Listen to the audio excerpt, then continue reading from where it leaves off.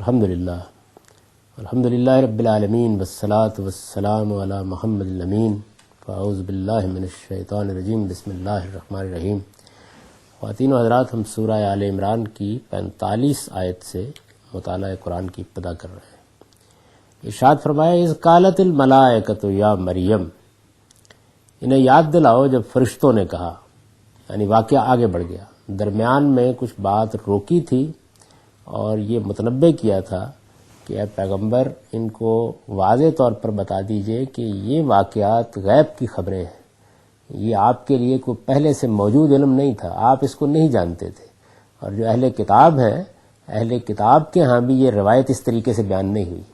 قرآن مجید اصل حقیقت سے پردہ اٹھا رہا ہے، ماضی کا ایک واقعہ جیسے کہ وہ ہوا ہے اس طرح اس کو سنا رہا ہے۔ اس پر تنبیہ کی تھی کہ یہ اس لیے ممکن ہو گیا ہے کہ آپ خدا کے پیغمبر ہیں اور آپ پر وحی کی جا رہی ہے اور ان حقائق سے پردہ اٹھایا جا رہا ہے۔ اور اس میں یہ واضح کیا گیا تھا کہ ہیکل کی ذمہ داریوں کا فیصلہ کرنے کے لیے جب کرے ڈالے جا رہے تھے، سیدہ کی غیر معمولی شخصیت کو دیکھ کر اور ان کی قبولیت کے جو آثار ان کے اوپر نمایاں تھے، انہیں دیکھ کر یہ صاف معلوم ہوتا ہے کہ ہیکل کے خدام یہ چاہتے تھے کہ وہ ان کی کفالت میں یا ان کی سرپرستی میں آئے۔ تو اس میں لوگوں کے مابین جس جھگڑے کا حوالہ دیا گیا ہے، اس یختصمون، کوئی کہتا تھا کہ میں سرپرستی کروں گا، کوئی کہتا تھا میں کروں گا، تو اس میں پھر قرے میں فیصلہ ہوا۔ قرے کے ساتھ فیصلہ کر کے جس طرح کے پیچھے ذکر ہو گیا، وہ سیدنا زکریا کی سرپرستی میں دے دی گئی۔ ان کو خالو تھے۔ فرمایا اذ قالت الملائکہ، انہیں یاد دلاؤ جب فرشتوں نے کہا یا مریم، اے مریم، ان اللہ یبشرک بکلمۃ منہ اسمہ المسیح عیسی ابن مریم۔ اب یہ دیکھیے کہ بالکل اسی طریقے سے یعنی بیان کیا گیا کہ ایسے ہی دعا کی تھی زکریا نے، تو فرشتوں نے اس کو آ کے بشارت دی تھی اور یحییٰ کا تعارف کرایا تھا اور یہ بتایا تھا کہ اللہ تعالیٰ اس عام اسباب کے قانون کو توڑ کر اس طرح سے تمہیں یہ فرزند دیں گے، اور وہ اتنا غیر معمولی فرزند ہوگا کہ وہ ایک سردار ہوگا اور وہ دنیا سے کنارہ کش ہوگا اور وہ صالحین میں سے ایک پیغمبر ہوگا، اور وہ دنیا والوں کے سامنے اللہ کے ایک کلمے کی تصدیق کرے گا۔ اب وہاں یہ بتایا تھا کہ کلمے کی تصدیق کرے گا، تو ظاہر ہے کہ ابہام تھا، اب اس کو کھول دیا۔ فرمایا کہ ملائکہ نے اسی طریقے سے جیسے یہ واقعہ ہوا، بالکل اسی طریقے سے انہوں نے مریم کو بھی محراب میں آ کے ایک دن یہ بشارت دی، ان اللہ یبشرک بکلمۃ منہ، کہ اللہ، اے مریم، اللہ تجھے اپنی طرف سے ایک فرمان کی بشارت دیتا ہے۔ وہاں بھی یہ الفاظ تھے بکلمۃ من اللہ، تو یہاں پر سیدنا مسیح علیہ السلام ہی کو کلمۃ من اللہ کہا گیا۔ اس کی وضاحت فرمایا اسمہ المسیح عیسی ابن مریم، اس کا نام، خدا کے اس کلمے کا نام مسیح عیسیٰ ابن مریم ہوگا۔ یہ جو الفاظ استعمال کیے ہیں ان میں کئی پہلو بہت قابل غور ہیں۔ سیدہ مریم کے ہاں چونکہ بغیر کسی مرد کی ملاقات کے بچے کی پیدائش کی بشارت دینی ہے، تو لفظ فرمان صرف استعمال کیا، یعنی یہ بشارت اس طرح کی دی گئی کہ معاملے کی نوعیت بھی ان پر واضح رہے، اور ایک کنواری اور شرم و حیا کی پیکر خاتون اس بات کو سننے کے لیے تیار ہو جائے۔ ظاہر ہے کہ ایک کنواری خاتون کو جب یہ بات کہی جائے گی تو ذرا تمہید کے ساتھ، تاکہ وہ آمادہ ہو جائے کہ کیا عظیم بشارت اس کو ملنے والی ہے اور کتنا بڑا معاملہ اس کے ساتھ کیا جانے والا ہے، اور اس کے نتیجے میں کتنی بڑی آزمائش میں وہ مبتلا ہونے والی ہے۔ یعنی یہ سارے پہلو چونکہ ہیں، تو یہاں سے بات شروع کی کہ اللہ تعالیٰ تمہیں بشارت دیتا ہے اپنے ایک فرمان کی۔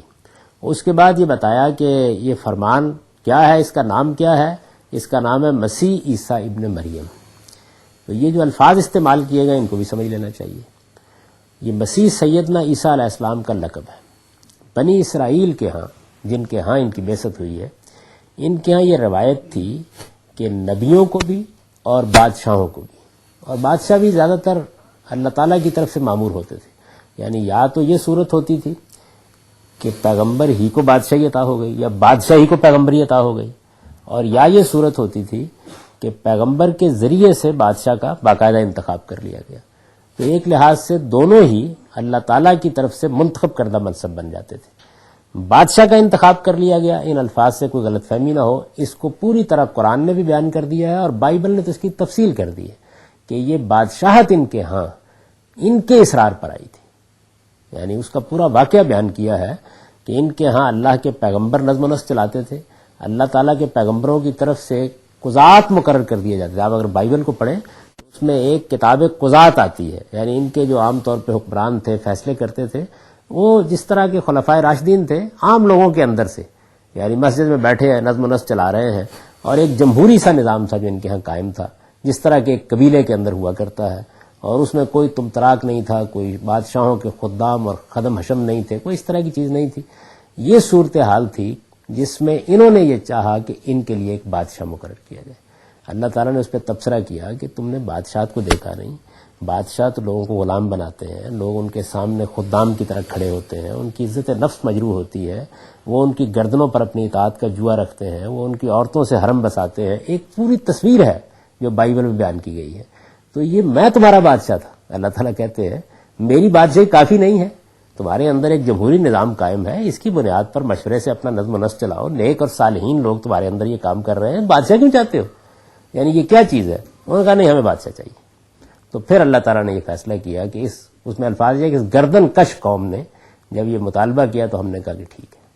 تو پھر سیموئیل نبی کے زمانے میں حضرت طالوت کا انتخاب کیا گیا، اور یہیں سے ان کے ہاں بادشاہت کی ابتدا ہوئی ہے، اور بعد میں سیدنا داؤد اور سیدنا سلیمان وہ تو گویا بادشاہ پیغمبر ہوئے، اور اس کے بعد کے زمانے میں بھی ان کے ہاں یہ روایت رہی کہ کسی بادشاہ کا انتخاب ہوتا یا نبی کا انتخاب کیا جاتا تو اس منصب پر معمور کرنے کا اعلان کرتے وقت رسم یہ ادا کی جاتی تھی کہ ایک قسم کا مقدس تیل، یعنی وہ تیل جو عام طور پر بیت المقدس میں دیوں میں جلایا جا رہا ہوتا تھا، وہ ان کے سر کے اوپر مل کر ان کو ممسوح کیا جاتا تھا۔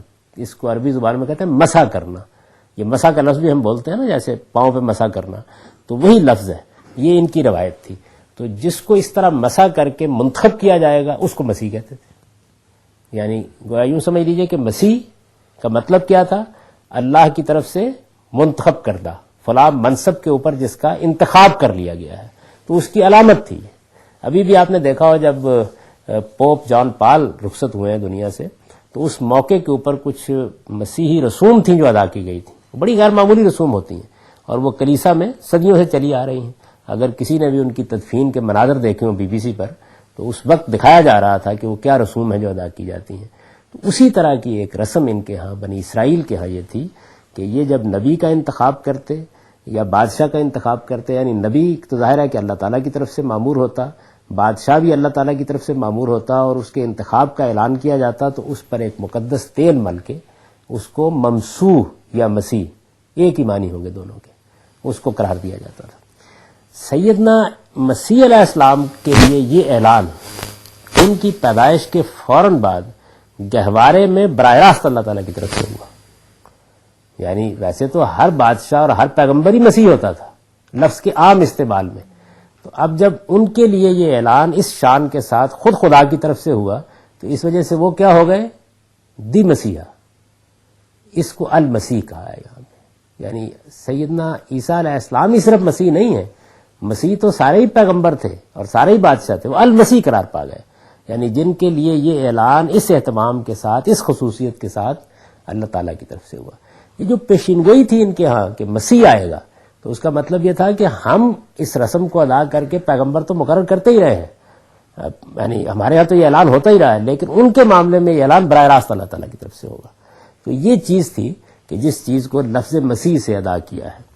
فرمایا کہ اللہ تجھے اپنی طرف سے ایک فرمان کی بشارت دیتا ہے، اس کا نام مسیح عیسیٰ ابن مریم ہوگا۔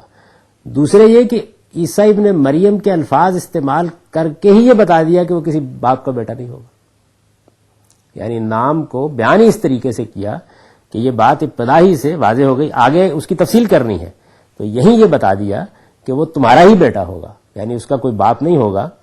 اور سیدنا مسیح علیہ السلام کو یہ ابن مریم کہہ کر قرآن نے ہر اس گفتگو کو ختم کر دیا ہے جو کمزور تعویلات کے ذریعے سے قرآن مجید کے نصوص کو تحریف کر کے یہ ثابت کرنے کی کوشش کی جاتی ہے کہ وہ باپ کے ساتھ پیدا ہوئے تھے، ابتدا ہی یہاں سے کی۔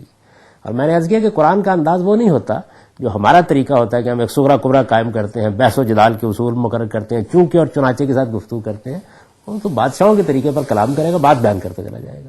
تو اسی طرح یہاں سے شروع کیا، آگے واضح کرے گا اس بات کو۔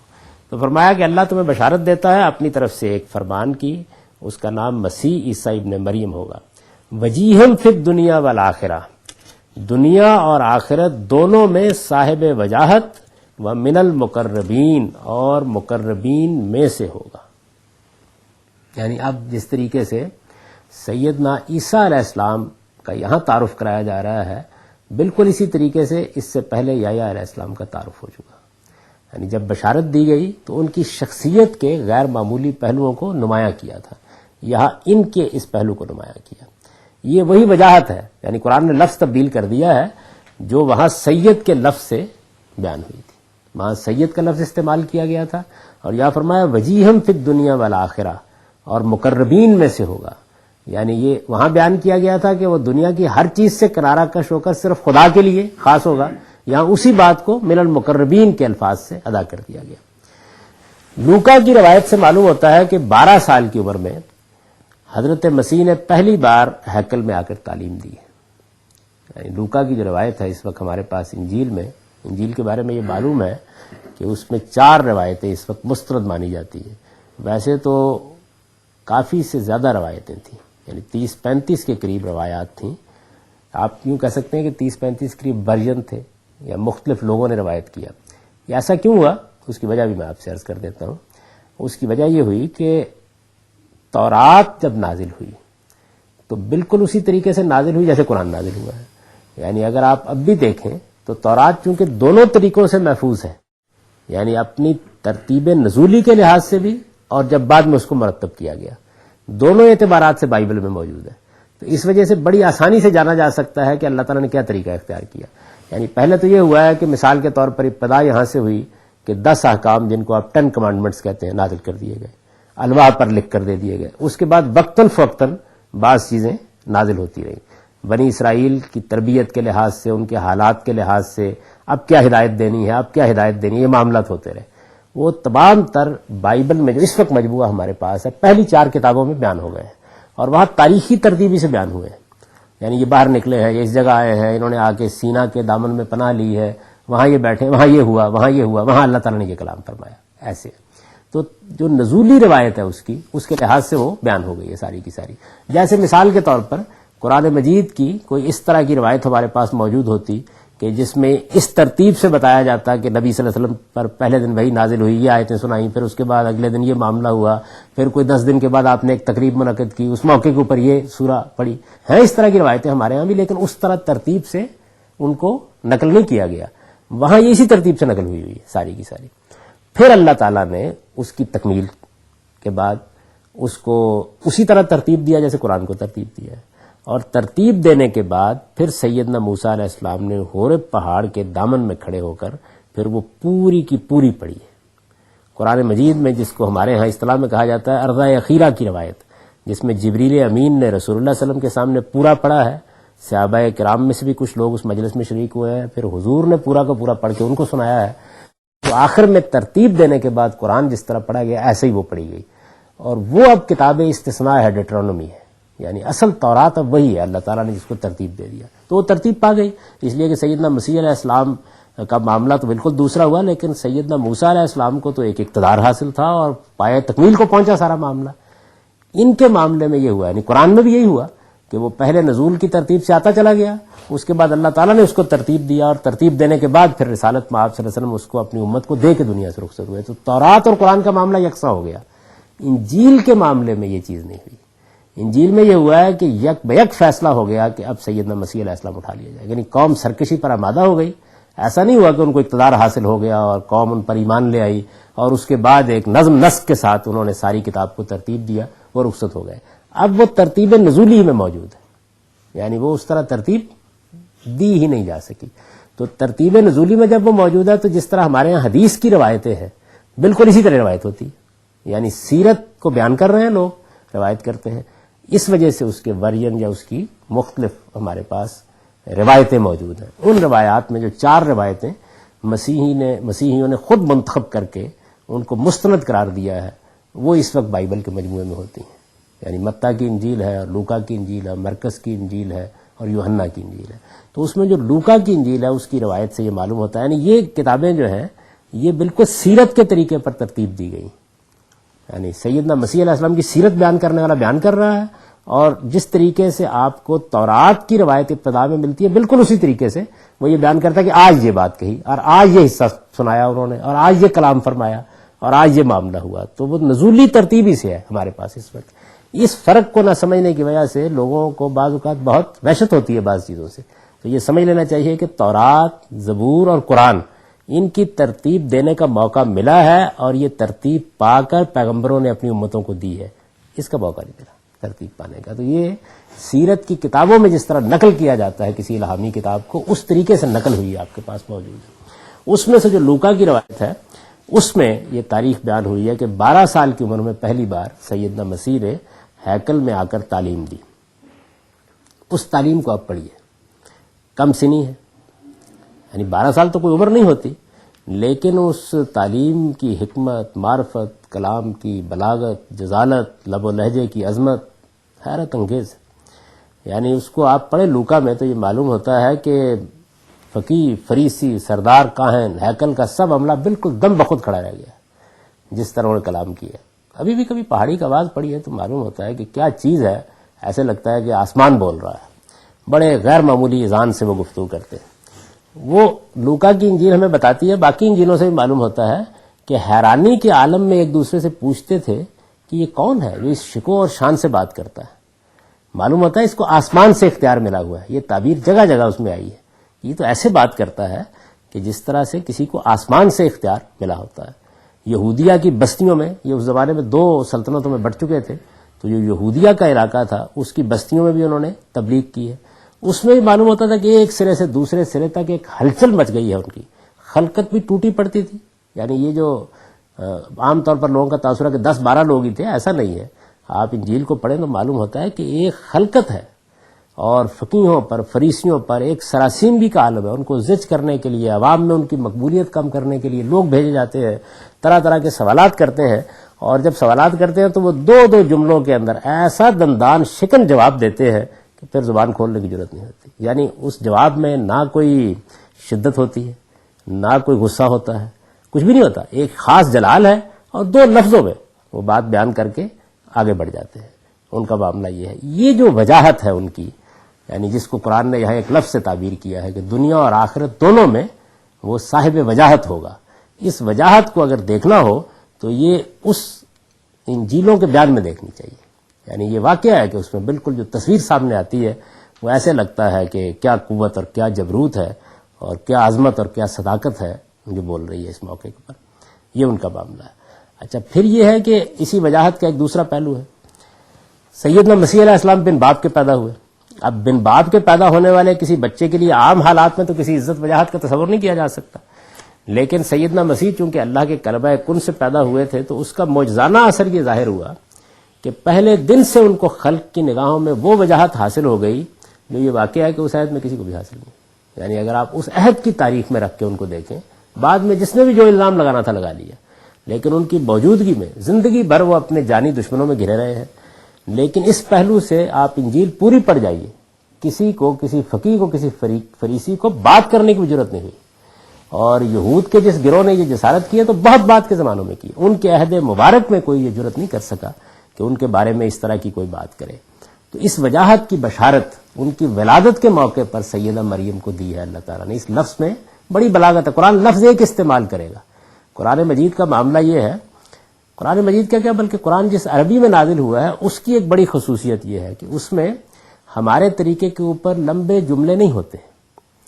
یعنی عرب، آپ ان کے کلام کو دیکھیں یا ان کے نثر پاروں کو دیکھیں، ان کے شاعری کو دیکھیں، خاص طور پر ان کے خطبات کو، اس کے جو نمونے بھی ہم تک پہنچے ہیں، تو بعض اوقات ایسا ہوتا ہے کہ ہم تو فعل بولتے ہیں بہت سے، اور اس میں طول طویل جملے بول کے اپنی بات بیان کرتے ہیں. ان کے ہاں کوشش یہ ہوتی ہے کہ آپ اس کو ایک ایڈجیکٹو میں بدل دیں، جیسے یہاں کیا نا وجیہم فی الدنیا فالآخرہ. یعنی یہ ساری بات جو میں آپ سے بیان کر رہا ہوں یہ ان جملوں میں بیان کرنے، ایک لفظ میں اس کو ادا کر دیا. اچھا، اس سے بھی آگے بڑھ کے بعض اوقات اس کو ایک اسم کی صورت دے دی جاتی ہے. یہ شاید کچھ سمجھانا مشکل ہو، میں ایک مثال سے اس کو واضح کرتا ہوں. ہمارے بر صغیر کے بڑے جلیل القدر عالم ہیں مولانا شبلی نعمانی. یعنی ایک پورا سلسلہ ان سے شروع ہوا ہے، ایک نئے دور کی ابتدا ان سے ہوئی ہے. سیرت النبی ان کی بڑی شہرت رکھتی ہے اور بہت سے لوگ ان سے متاثر ہوئے. پورا دبستان ہے جو ان سے وجود میں آیا ہے. ابوالکلام آزاد ان کے کوششینوں میں سے ہیں. مولانا حمید الدین فرائی نے انہی سے ابتدائی تعلیم حاصل کی ہے اور اس طریقے سے ایک دور کو انہوں نے متاثر کیا ہے. بہت غیر معمولی شخصیت تھی. شاعر بھی بہت اچھے تھے اور یہ بھی معلوم ہے کہ ان کو بارہا موقع ملتا تھا کبھی عطیہ فیضی کے ہاں جانے کا اور اس میں انہوں نے حافظ کے انداز کی شاعری بھی کی.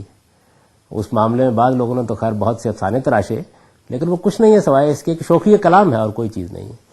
تو وہ وہاں کچھ دیر رہ کے واپس آئے تو اب ندوہ میں آ گئے. یعنی وہاں غزل خوانی ہو رہی تھی, وہاں شاعری ہو رہی تھی. بڑی غیر معمولی غزلیں ان کی فارسی کی, حافظ کے پائے کی غزلیں ہیں جو انہوں نے کہی ہیں, وہ کر رہے تھے. یہاں ندوے میں واپس آئے. ندوہ ظاہر ہے کہ علم کی بارگاہ, یہاں تو قرآن حدیث روز پڑھایا جانا ہے, وہی تاریخ کے مباحث اور یہ سب چیزیں.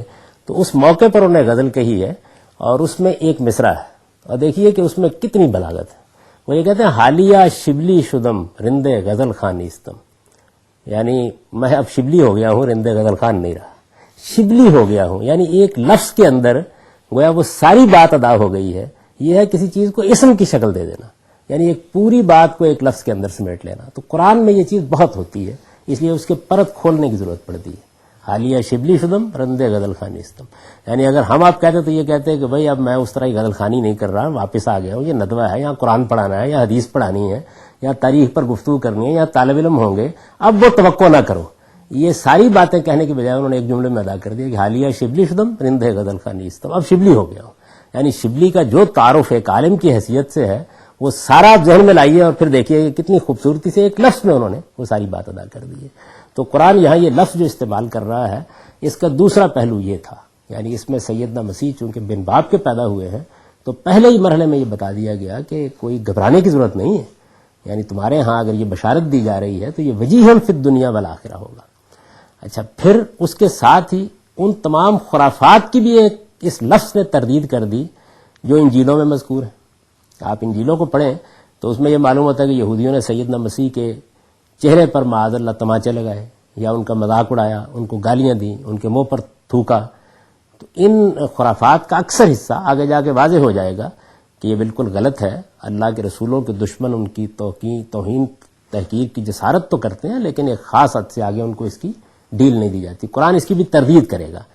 تو اس چیز کو بھی اسی لفظ سے گویا ادا کرتی ہے. تین پہلو ہیں جن کو سامنے رکھ کر اس لفظ کو دیکھنا چاہیے. یعنی اس وجیہن فی الدنیا والآخرہ میں یہ ساری بشارت پوشیدہ ہے کہ اللہ تعالیٰ یہ وجاہت ان کو دے گا.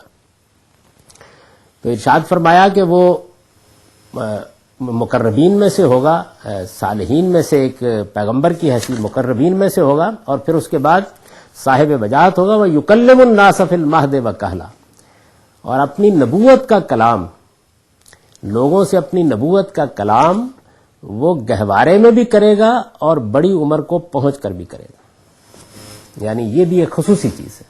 تو ان کی پیدائش بھی بن باپ کی ہوئی اور پھر ایک نیا پہلو یہ بیان کیا کہ چونکہ یہ بڑا غیر معمولی معاملہ ہے تو اس وجہ سے وہ اپنی نبوت کا کلام کریں گے. یہ یکلم الناس فی المہد وکہلا جو ہے یہ لوگوں کی سمجھ میں نہیں آئی بات کہ کیا کہا ہے. یعنی اگر آپ بالکل لفظی ترجمہ کریں تو وہ یہ ہوگا کہ وہ لوگوں سے بات کرے گا گہوارے میں بھی اور بڑا ہو کر بھی. تو لوگ یہ خیال کرتے ہیں کہ گہوارے میں بات کرنا تو ایک معجزانہ پہلو ہے, بڑا ہو کے تو ہر آدمی بات کرتا ہے. تو یہ بات عام بات نہیں ہے بلکہ یہ کہا ہے کہ نبوت کا کلام جو ہے یعنی ایک مرتبہ گہوارے میں اس کی گواہی دے گا اور اس طرح اپنی نبوت کے کلام ہی سے ابتدا کرے گا, اور اس کے بعد جب پھر بڑی عمر کو پہنچے گا تو پھر اپنی نبوت کے ساتھ ساری دنیا کو اس کی دعوت دے گا. دونوں پہلو جو ہے اس کو بیان کر دیا کہ یہ دونوں پہلو بہت غیر معمولی پہلو ان کے معاملے میں ہوں گے. وہ من الصالحین, اور جس طرح وہاں یہ کہا تھا کہ نبی من الصالحین تو یہاں فرمایا کہ اسی طریقے سے وہ صالحین میں شمار کیا جائے گا. مسیح علیہ السلام کے معاملے میں یہ جو غیر معمولی واقعہ ہوا یعنی وہ انہوں گہوارے میں کلام کرنے کے بارے میں, تو یہ اس لیے ہوا کہ اس کے بعد سیدہ مریم پر کسی تہمت کی گنجائش نہیں رہے گی, اور انہیں یہ بشارت اس موقع پر اس لیے دی گئی کہ وہ مطمئن ہو جائیں کہ لوگوں کے لیے ان کے خلاف زبان کھولنے سے پہلے ہی اللہ تعالیٰ ایک ایسی زبان ان کے حق میں کھول دے گا جو سب کی زبانیں بند کر دے گی. یہ بات ہے جس کو خاص طور پر یہاں واضح کیا ہے چونکہ وہ پریشان ہو سکتی تھی غیر معمولی طریقے سے کہ پروردگار میں نیک، ایک پاکیزہ خاتون، جیسے آگے وہ اپنا تردد ظاہر کریں گی، میں یہاں بیٹھی ہوئی ہوں، میں نے اپنے آپ کو خدا کے لیے وقف کیا، آپ مجھے کس آزمائش میں ڈال رہے ہیں؟ تو بشارت میں ان سارے پہلوؤں کو نمایاں کر دیا کہ وہ صالحین میں سے ہوگا، مقربین میں سے ہوگا، اللہ تعالیٰ اس کو یہ صلاحیتیں اور یہ خصوصیت دے گا، اس طریقے سے وہ اپنی نبوت کی شہادت گہوارے میں بھی دے گا، بڑی عمر کو ہو کر بھی اپنی نبوت کا کلام لوگوں کے سامنے پیش کرے گا، اللہ تعالیٰ اپنا کلام اس پر نازل کرے گا، اس کی گواہی وہ پوری انسانیت کے سامنے دے گا۔ تو یہ سب چیزیں بیان کر دی۔ تو فرمایا کہ جب یہ بشارت ہم نے دی، قالت ربی انا یکون لی ولد، جیسے انہوں نے تعجب کا اظہار کیا تھا۔ یہ دیکھیے کہ کم و بیش ملتے جلتے الفاظ ہیں۔ انہوں نے کہا تھا کہ میرے ہاں، یعنی سیدنا زکریا جن کا ذکر پہلے ہوا ہے تمہید میں، کہ میرے ہاں اولاد کہاں سے آ جائے گی؟ یعنی میں تو خود بوڑھا، میری بیوی بانج، تو یہ اولاد کہاں سے ہو جائے گی؟ جیسے وہ سیدنا ابراہیم علیہ السلام کا واقعہ بیان ہوا ہے نا، تو ان کی بیوی نے ماتھے پر ہاتھ مارا اور کہا کہ میں بوڑھی بانج وہذا بالی شیخہ، اور یہ میرا خامند یہ تو بالکل ہی بڈھا ہو چکا ہوا ہے، تو میرے ہاں کہاں سے اولاد ہو جائے گی؟ تو انہوں نے بھی تعجب سے پوچھا ربی انا یکون لی ولد ولم یمسسنی بشر، کہ پروردگار میرے ہاں بچہ کہاں سے ہوگا، مجھے تو کسی مرد نے آج تک چھوا تک نہیں۔ اس میں بھی یہی کہا تھا، یہاں بھی ایک قال کذالک اللہ یخلق ما یشاء، فرمایا اسی طرح اللہ جو چاہے پیدا کرتا ہے، یعنی اللہ کے لیے کیا بھائی، قال کذالک اللہ یخلق ما یشاء، وہی بات ہوتی ہے، کہا جاتا ہے کہ اس میں تعجب کی کیا بات ہے، ایسے ہی ہوگا جس طریقے سے ساری دنیا کی عورتوں کے بچے پیدا ہوتے ہیں۔ فرمایا نہیں، اللہ اسی طرح جو چاہے پیدا کرتا ہے۔ فرمایا اذا قضا امرا، جب وہ پروردگار کسی معاملے کا فیصلہ کر لیتا ہے، فإنما یکون لہ، تو اتنا ہی کہتا ہے کن، ہو جا، فیکون، پھر وہ ہو جاتا ہے۔ یعنی ان الفاظ کو پڑھنے کے بعد کوئی گنجائش باقی رہ جاتی ہے کہ یہ کس معاملے پر تبصرہ کیا جا رہا ہے؟ تو فرمایا کہ یہ معاملہ تمہارے ساتھ ہوگا، اور اللہ تعالیٰ کے بارے میں یہ بات سمجھ لو۔ اذا قضا امرا فإنما یکون لہ کن فیکون، وہ جب کسی معاملے کا فیصلہ کر لیتا ہے تو اتنا ہی کہتا ہے کہ ہو جا، پھر وہ ہو جاتا ہے۔ تو فرمایا کہ وَيُعَلِّمُهُمُ الْكِتَابَ وَالْحِکْمَةَ، چنانچہ اسی طرح ہوگا، اور وہ جو پیغمبر ہوگا، وہ جو خدا کا مسیح ہوگا، وہ لوگوں کو قانون اور حکمت سکھائے گا۔